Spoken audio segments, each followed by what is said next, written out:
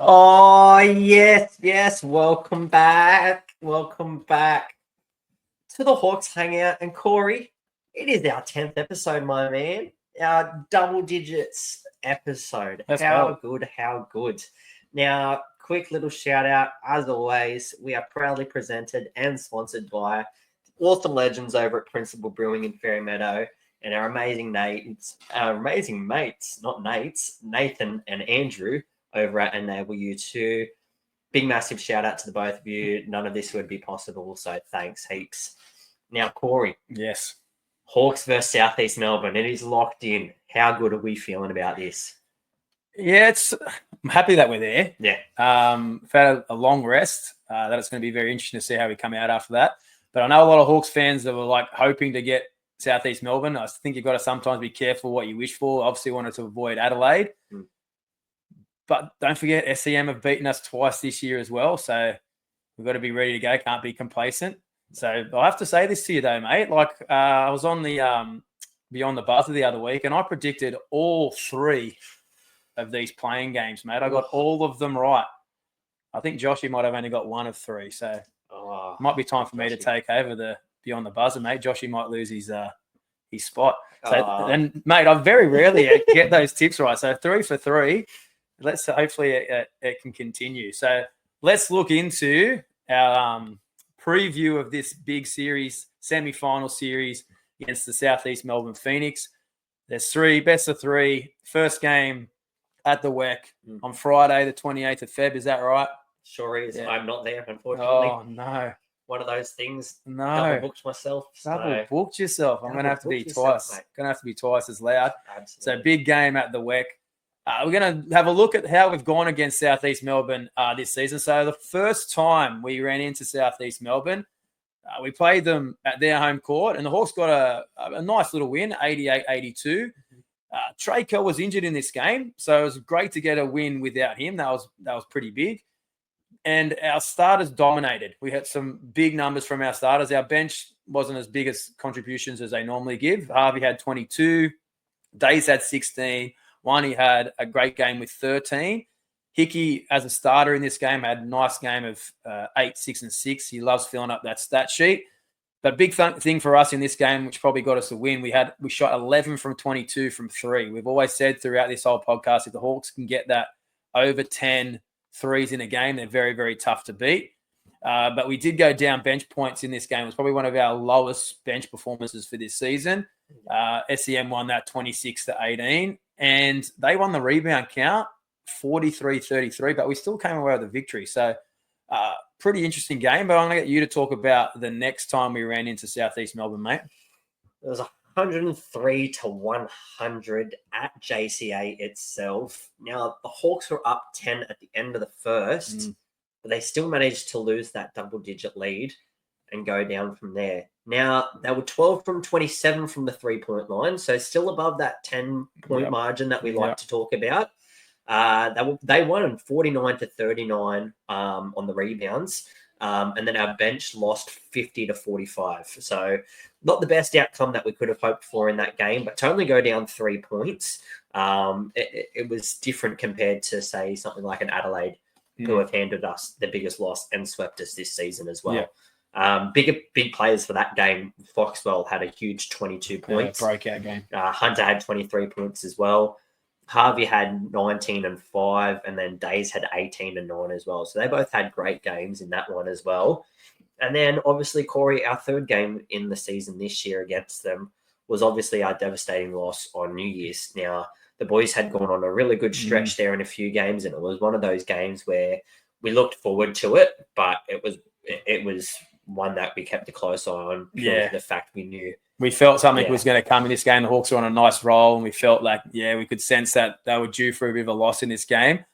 And, the South East Melbourne were the party poopers on this occasion on New Year's Eve. Sobey, after we called him a flog, came out and had a huge – well, I didn't. I'll say that. I didn't say it, Sobes. It was this guy. Came out and had a big game. He had 25. And Walton Jr. had his biggest game of the season. He was back to his best mid-range, dishing out assists. He had 17 points and 11 assists. And Wieskamp had a big game too. He had 22 and 6. Yeah. So it was big. And the Hawks had some pretty good contributions as well. It was a pretty close game. I remember it was pretty close the whole way through. It was only really towards the end where South East Melbourne got that little lead and we just couldn't finish at the end. It was, again, we just seemed to be struggling in those close games, which could be a big key to this series because all the games between these teams this season have been close or decided by 6 points or less. Yep. So that's pretty huge. Harvey had 20, Froling 18 and 10. All right, Hickey again filled the stat sheet up with 18, 6 and 4. And your man, Days of Thunder, 13 and 7. Oh.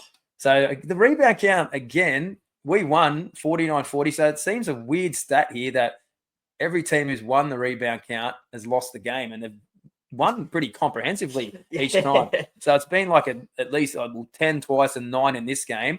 They've won, and the teams who've won the rebound count have lost the game. It's very weird stat. That doesn't tend to happen in a game of basketball when you're getting 10 more opportunities to score. It doesn't make much sense. The bench, we won that again, 46-37. So it was only really that first game there was like a low scoring. The rest has been pretty big. But the big stat that probably cost us this game, and I remember talking about it, we only went 4 of 21 from 3, and it's only lose by 5. I think that was probably the key stat. It's interesting that you say that, though, Corey, because 4 from 21 for 3, that's just 12 points based alone on threes. Now, you take that 12 points off the boys in total, that still leaves them with 93 points on the board without shooting threes at all. It's crazy. Now, they've had quite some time off. They're back with Kell in the mix. They'll hopefully be back with Days in the mix as well. They've got 2 home games because we've got home court advantage.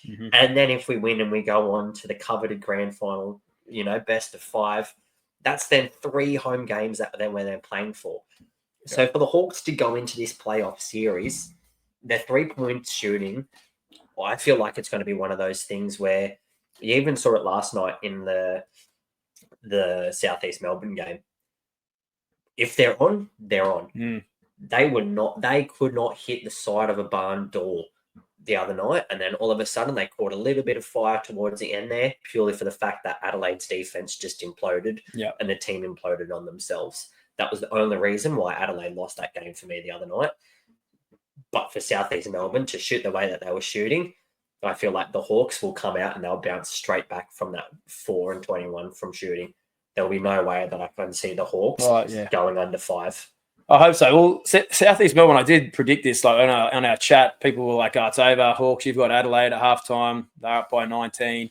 And I said, "I know you're going to think I'm crazy, but this game's not over." South East Melbourne have a habit of having a big half and maybe not so good half, and they did it against Perth as well. But they happened to have their big half in the first half, and I think they racked up like 67 points. And in the second half, they only had around 30 something. So. And they did it again, but this time their first half was poor. I think they only had 26, their worst half of the season, then came out and had close to 60, 59 in the second half. So that's what they're capable of. They can catch fire at any time. They're a deep team, probably next to us, the second deepest team in the competition. They do get contributions from lots of players. So I think that's going to be like a big, big key in this game. But we have spoken about it before, but how will the Hawks come out in that first game? It's going to be 21 days between their last game and playing this game, and it could be a huge impact on the series. How do they come out? Do they come out looking cold? Do they come out looking disinterested? Do they come out looking like, who knows? That's going to be the key. We're hoping that they come out fired up, but also if they do, they can't get complacent. So if they get off to one of those starts that they have shown all year, where they get off to a great first quarter, rack up some points, they've got to think the job's not done, because South East Melbourne have shown they can have big quarters, big halves. The job's not done. They have to play to the full 40 minutes to get this job done. Now, the Hawks have been very, very strong at home this year. They've been 10 and 5. What are they at home? 10 and 4. 10 and 4 at home. And so that's a pretty impressive record, but they have lost to South East Melbourne at home. Yeah. So one of those losses has come against South East Melbourne. Now, South East Melbourne's away record isn't overly impressive, but one of those wins has come against the Hawks. They're 6 and 10 away. All right, so let's talk about what the Hawks away record looks like. The Hawks away record, is it impressive? 10 and 5. Now, they've won quite a few games on the road while they've been out and about. One of those has fortunately also come at John Cain Arena against South East Melbourne. And then another 2 of those coming as well at John Cain Arena. And it's something that we'll probably get into in a second when we're talking about courts and travel times and all the rest of it. But South East Melbourne, with the win last night against Adelaide 36ers, and if you're listening to this when it airs, so Tuesday, it'll be the Sunday game that they just played. But they're an impressive 11-4 at home. So both teams sitting at a very impressive home record, but the Hawks with a slightly advantageous away record as well. The key to the series is, though, Corey, the key to the series for me, and I talk about it so much on this podcast to the point where I think a lot of people are probably sick about me talking about it a lot. People must just think I'm, friends with them all or whatever it is. But our bench points. Yeah. I think we talk so much about our depth and playing this 9-man, 10-man rotation, everyone knowing their role, everyone being able to get in there and get it done. With the addition of having Trey and Days back in there, I physically cannot see our bench not reigniting with that spark back off there. Yeah. I definitely feel like Days is going to come back out there and he's going to want blood. Hickey's going to revert back to his bench spot. He's going to be wanting to come out for blood for that 6-man of the year spot. One, he's going to want to show why he shouldn't have been snubbed for Defensive Player of the Year. They're going to show people why we have the best record in the league and why we have gone 20-9 this season and why we are the first team in the comp. The biggest thing, though, Corey, and we have been talking about it quite a lot before this episode and in the chats and in the back rooms and stuff as well, but our 3-point shooting. Yeah. Now, for me, lots of our players can shoot the 3 ball.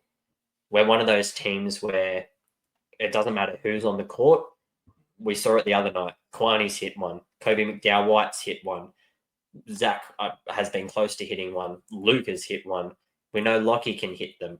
We know Hickey can hit them. We know Lee can hit them. We know Blanchfield can just absolutely hit an absolute clip of them.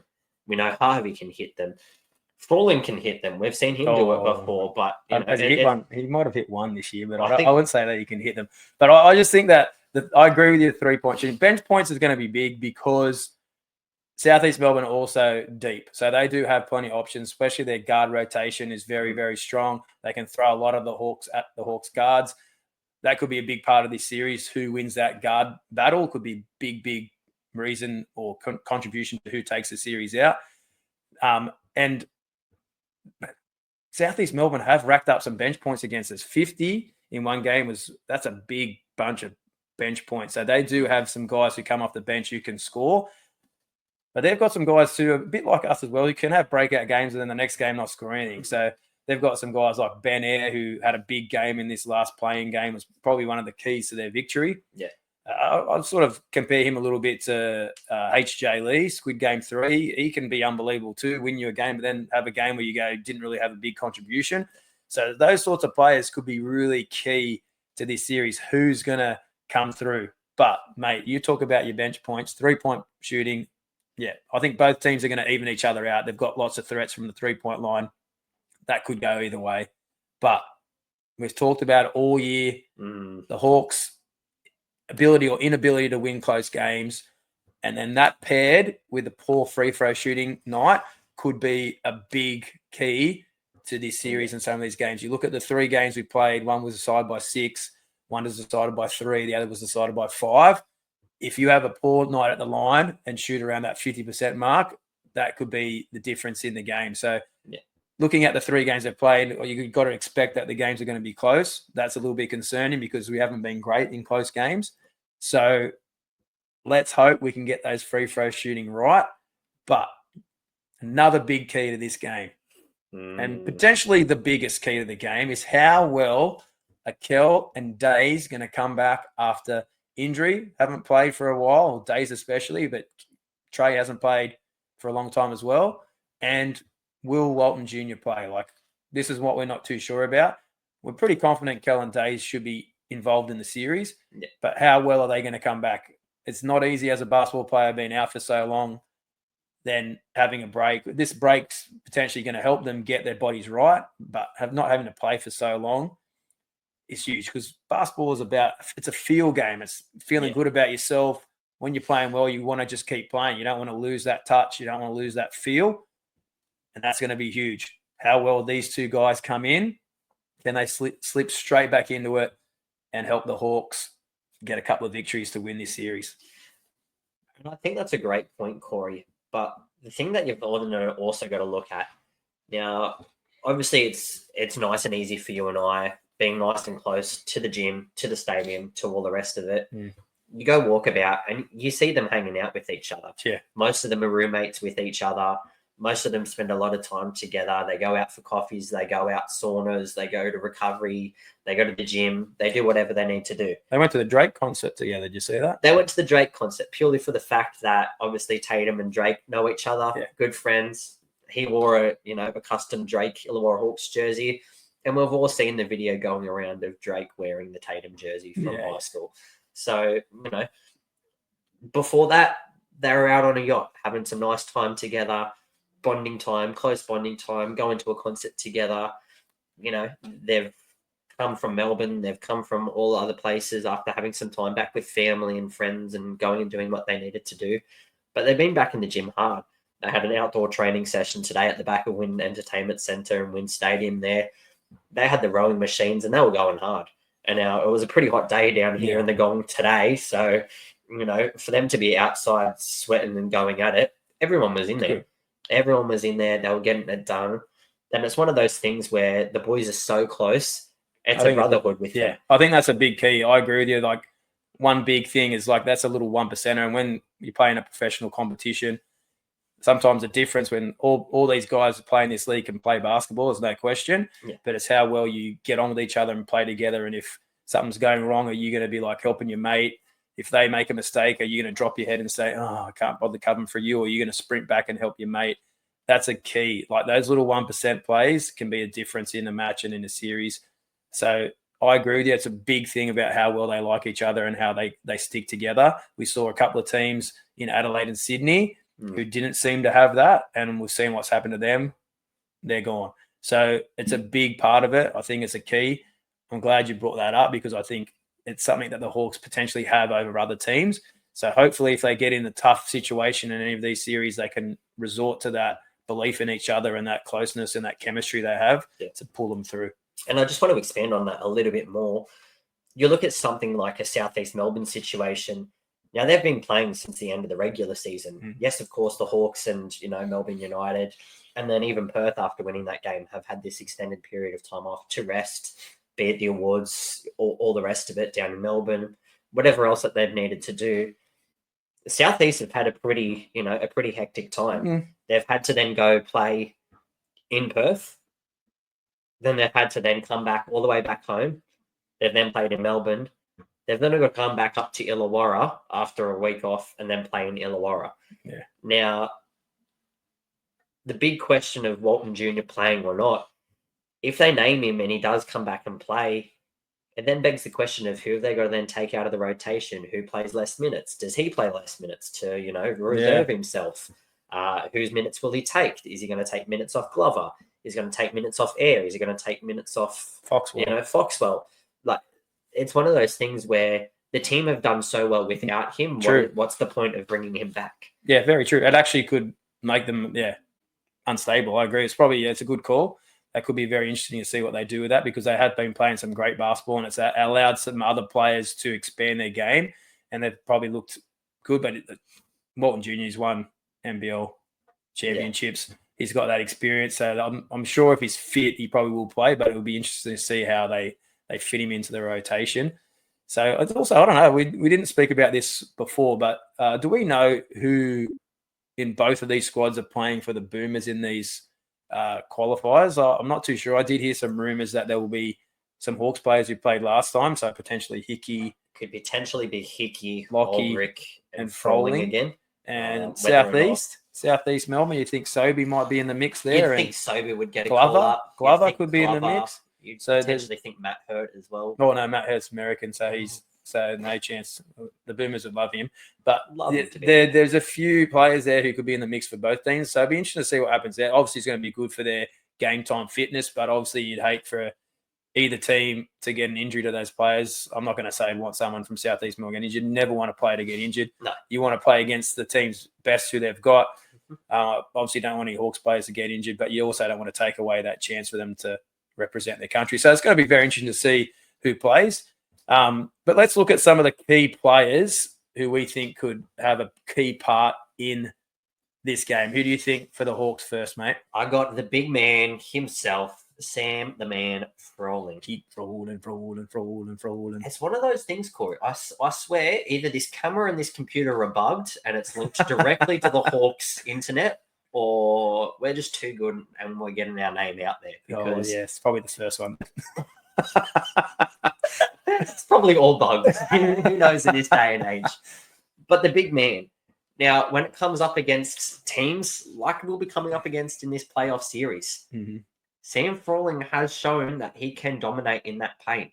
Now, the Hawks are first in the league for points in the paint. Yep. They're also the best defensive team in the league at the moment as well. They're also the top offensive team in the league at the moment as well. That stat sheet that we saw the other day with how many categories the Hawks are first in was crazy. Rebounds, bench points, turnovers, like least amount of turnovers in a game. Assists, they were second. It was crazy. I think the worst rank they had for any statistical category was fourth. Yeah, and there was probably the majority of them were first. So it has been a really strong season. So to look at the Hawks and think, where are we going to potentially beat them? It's quite hard for teams to do that. They're probably going to have to hope that the Hawks play poorly. So let's hope that doesn't happen. But yeah, I agree. Sam's going to have because at times he has had a little bit of trouble with Jordan Hunter, but Jordan Hunter has had a habit of getting into some foul trouble, and they don't seem to have the depth at that center position as the Hawks do. So Froling, could have a big impact on this game. The guy who I think also could have a big impact is our man Days of Thunder, Darius Days. In the games against South East Melbourne this year, he's been a strong contributor and done really, really well. But I think also key, how's he going to bounce back? How's he going to come in this lineup? He's an energy guy. He's the sort of guy, if he's feeling good about himself, he lifts the team, and he's that guy that gets the crowd going as well. He can come up with big plays. He likes to drop threes. He's also a guy who can catch fire and rack up threes quickly. Probably the number one guy in our team who could do that, probably him and Harvey. But Days is the sort of guy who can shoot over the top of guys. So it doesn't really matter who's defending him. If he's on fire, he can drop threes left, right, and center, maybe hit 3 or 4 in a row like he did against Adelaide in that comeback. Oh, yeah. That time. So he has that ability. He can come down with a big dunk. He can come down with a big offensive rebound. I feel he could be a big part of this series. Just hopefully he can come back and inject himself into the series. And our final guy. I don't even know how we're going to start this one. Wani, Swaka, La Lockdown. He could have a huge impact on the series. He's had some pretty disappointing games against South East Melbourne this season. And it's going to be interesting to see who he defends, because they don't necessarily have that necessary standout guy that Wani goes, yes, let me have him. So it may be whoever's hot for South East Melbourne, Wani looks to switch and lock him down. So I'm assuming Sobey might be the guy who goes on first. I could see him on Sobey, Foxwell. I could see him on Glover. I could see him on Benny Eyre. It's one of those things where if Wani really wants to live up to that 3&D name, I don't care about Wani's offense. Yeah. I do not care about Wani's offense in these games.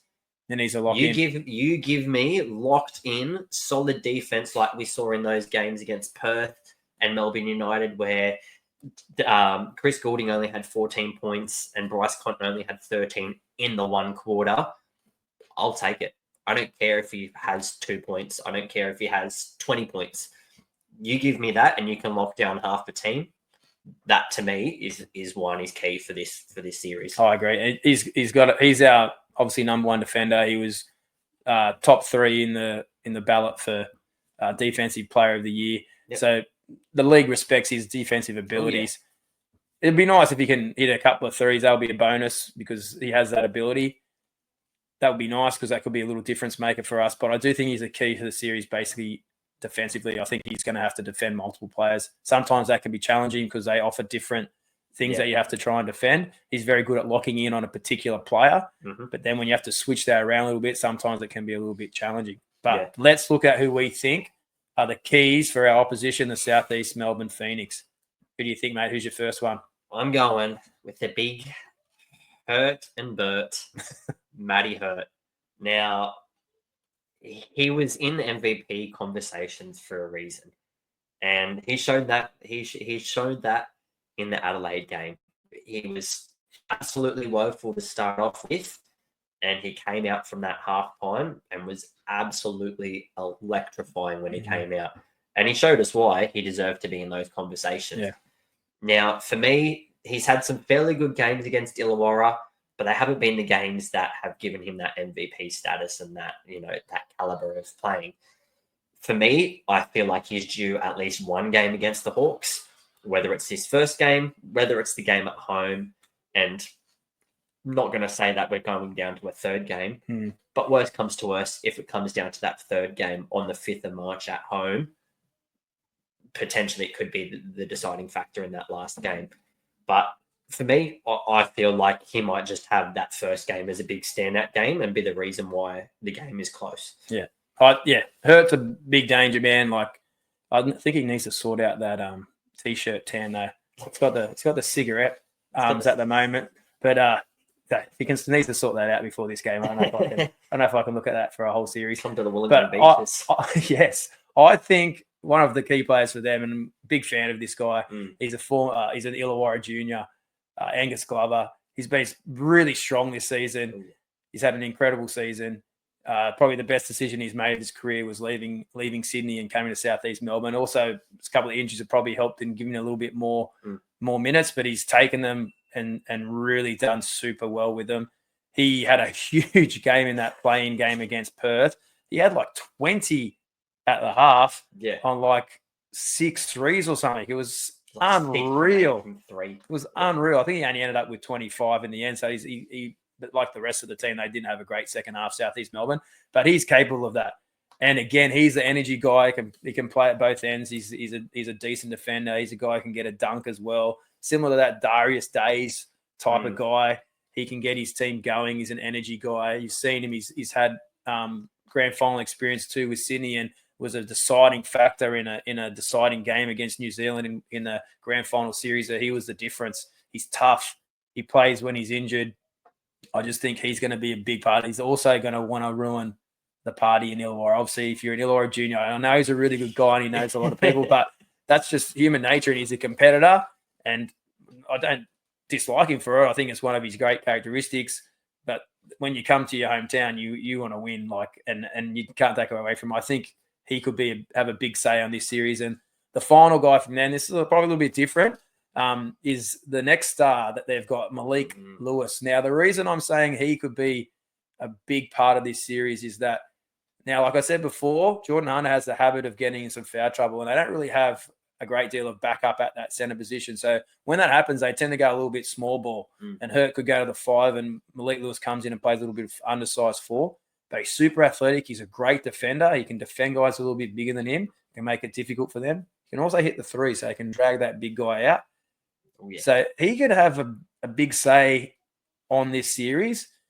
And he did play really well in that second half against Adelaide, and had a big say in that turnaround to get them through to play us in this series. So it's going to be very interesting, mate. But what is your series prediction for this series, Hawks v Phoenix? What are you going to say? 2-0. I got to be strong with it. Okay. I got to be strong with it, Corey. All right. What are you thinking? Thinking first game? What are you thinking? I'm thinking first games. They're both teams that are capable of 100, 112, 106. Okay. 6 points to us. Yep. And then we'll talk about it in just a little second. Hawks at John Cain Arena. It's fine. It's like a second home venue for them, basically. Their record there has been quite impressive throughout the years, and especially this season alone, it's been fairly impressive. I reckon they've got the job done when they can get down there. They're going to be locked in. They want it, and they want it bad, and they want that home court advantage when it comes down there.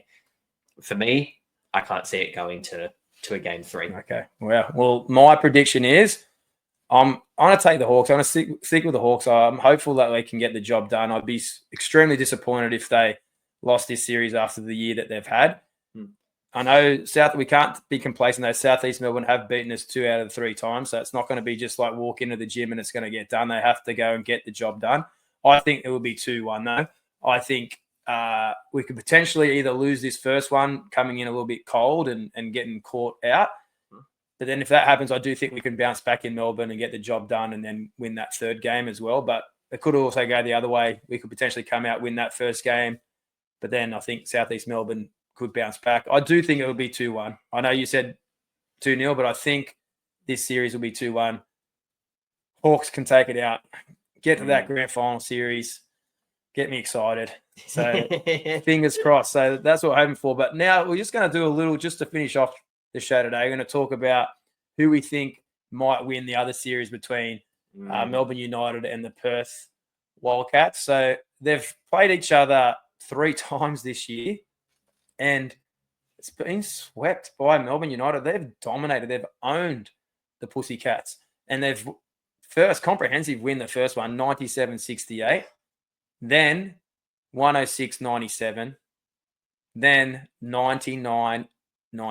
And 2 of those 3 games were at RAC. And Perth don't often lose at RAC. When you look at their home record, they're 11-5 this year. 2 of those losses have come against Melbourne, and we definitely know one of the other losses has come against the Hawks. So Melbourne looking very strong. What else do you have to say? Melbourne at home are a decent 9-6. They're very much like the Hawks. They're a very decent 9-6 at home. We've just spoken about it after that win that they had against South East Melbourne. Perth are impressive 11-5 at home. Yeah.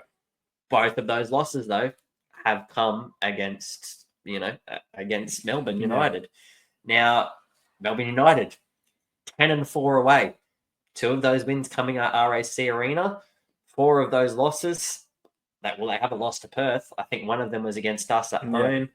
And I can't remember who else they've lost against. They tend to lose against the lower place teams, a bit like Hawks away from. I think they had a loss to Cairns at home this season. So Melbourne, they're a little bit similar to Hawks in that way. And then you look at Perth, they're 8-6 away. So it's still pretty impressive. But for the top teams, when you look at the other top teams, that's probably the worst away record out of the 4 remaining teams. Now, key players in the series, I'll talk about the Melbourne guys. You can talk about the Perth guys. So, oh, really? Well, we can switch it around. Do you want to talk Melbourne?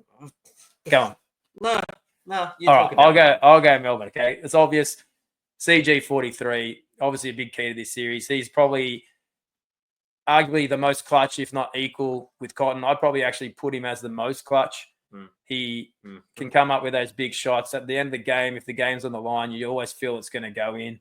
Cotton has that ability too, but he also has missed some clutch shots. I just feel with CG43, if the game's on the line, he can hit some very tough shots.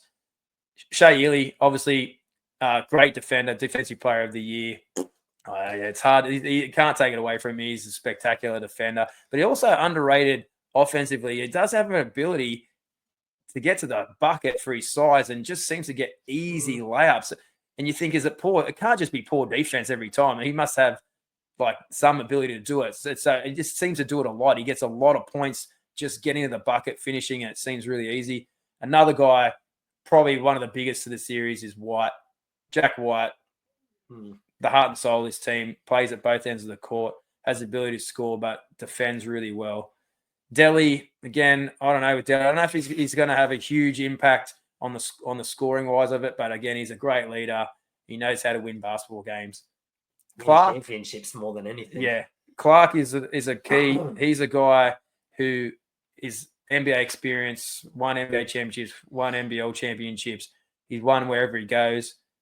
Yeah, I wouldn't have said he's had a huge season this season, but it worries me that he could have a huge game at any time and break out and go crazy.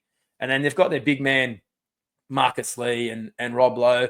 I would say, without like disrespecting them, probably they're not up to the standard of some of the other bigs in the league that are left there, especially scoring-wise. Rob Lowe can stretch and hit that three, and Marcus Lee's known for his rim protection and finishing with dunks and stuff. But I don't think they're going to be a big contribution in scoring-wise. So their interior scoring might be lacking a little bit. But they're the keys to Melbourne. It's pretty impressive lineup. Perth Talk me through it. If it wasn't for the fact that Josh is watching this and he is our boss, and most importantly, our friend above anything, I cannot say anything legally bad about the Perth Wildcats. So for me, in this series, for the Pussycats, you got to go with the MVP. The dude's won it 6 times. It's just a natural. BC, he's going to have an absolute blinder this series, no matter what. He's going to be firing. He's going to be ready to go. And for me, I feel like he wants to go out with a bang. There's a lot of talk about him joining Trevor Gleeson overseas next year and next season. So there's a lot on the line if that actually comes to fruition. Now, they've obviously got Christian Doodle in there, and he's been an amazing player this season. They've also got Keanu Pinder, who's been on an absolute blinder lately. Game he had the other day. Game. Wow. Absolute blinder. Incredible. Barely missed a shot. Nah. I think he missed one from the field and one free throw. It was an incredible performance. If he brings that at any time, they can beat anyone in the league. Oh, yeah. He's a dip, but whether it'd be unlikely he can produce a performance like that again. That was like a once in a season type of performance. Yeah. Who else? We've then got Benny 10. We've got Big Ben Henschel. That kid's got the ability to pull up from absolutely anywhere on the floor and just shoot it and have the most confidence in the league at the moment. Then we've got the triple W. We've got Webster, Wagstaff, and Lindler. Now, those 3 boys combined, we talk about this triple-headed monster of, the Illawarra Hawks and the triple-headed monster of Melbourne United. For me, that's their engine. For Webster, Wagstaff, and Lindler, if they're on, their defense is on, their rim protection is on, their shots are on, they're doing what they need to do offensively and assist-wise to get open to those boys that we mentioned, Cotton, Doolittle, Pinder, and Henschel. That's the defining factor for that game. They're the energy guys too. Like Webster, he comes on, he's got that smile on his face. Whenever he does anything good, he gets hyped up and he gets the crowd involved. Wagstaff's that veteran guy. He's tough. He's going to set screens. He's not scared of anyone. Can still knock down that open 3. And Windler's been a bit of an X factor for them. He doesn't always have a big game, but when he does, it can be the difference in them winning and losing. So I agree. But who do you think wins this series? I'll go first. I was going to say, I'm going to throw it over to you because I got quite a little bit of steel to get through. Okay. So I originally was going to say Perth. And I've changed my mind looking at the stats. Melbourne, I think, win this series, but I do think it'll be 2-1. Perth are too good to lose 2-0. The difference, I think, could come down to coaching. I know a lot of people have bagged Riley's coaching and probably a little bit on the defensive end and maybe overplaying certain players at time and not rotating through his lineup. Vickerman, Melbourne, are going to defend incredibly. They've got players who can really look down and lock down Bryce Cotton, obviously the defensive player of the year, Shea Ely, but they've also got Delhi. They've got other guys who they can throw at him. Oh, yeah. And it's going to make it really tough for him. And Melbourne do have threats offensively as well. Obviously, CG43, Clark can go off as well.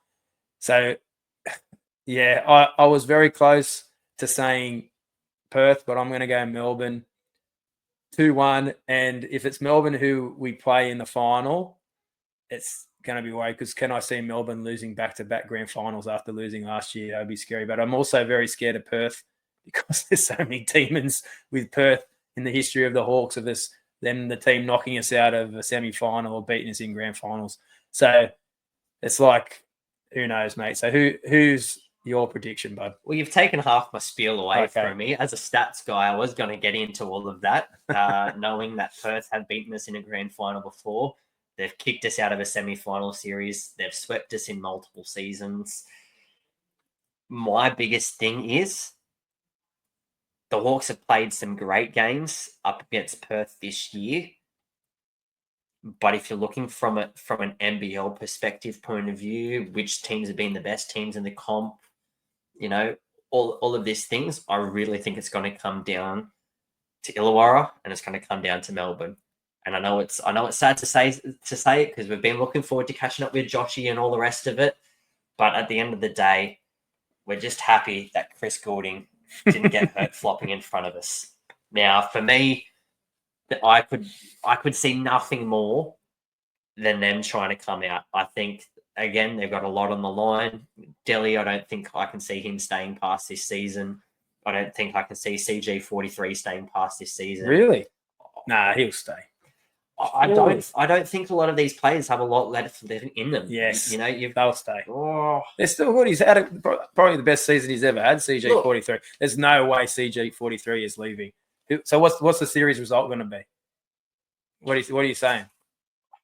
Melbourne what? 2-0 or 2-1? I originally had it at 2-0, but I can't go 2 sweeps in a row. Because if I go 2 sweeps in a row, I'll get too cocky and then I'll say the Hawks sweep. And I'm not allowed to say that. Right, stop. I'm not allowed to say it. JT's already been putting it on his Instagram in his training session video today. # chip hunting. No, I talk.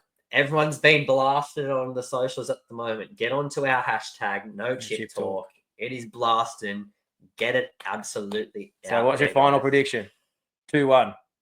2-1. I can't see Perth losing at home. In a grand final, in a final series, I cannot see Perth losing at RAC Arena against Melbourne, but I cannot see Melbourne losing at home. And they've got 2 home games. So I think it'll be 1-1, and it'll come into that deciding game. And I just think Melbourne have the weapons offensively and defensively to get it done at home. I agree. So, but mate, I think that's us done. So Dunsky. I think both series are going to be spectacular series. NBL's been amazing. And I think it's going to continue in these semi-final series. Mm-hmm. So really looking forward to the games. Disappointed you're not going to be there for the first one, mate. But let's hope that we get to see you at another one and the Hawks don't get knocked out. But we'll wait and do our next episode once this series finishes. Hopefully it's seeing the Hawks in the grand final. If it's not, we'll be drowning our sorrows and talking about what's been a pretty incredible season. So, what's your signing off, mate?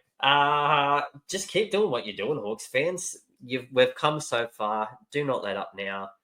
The Instagram page is going off. Keep tagging us. Keep liking our things. Keep sharing it all around at the Hawks Hangout.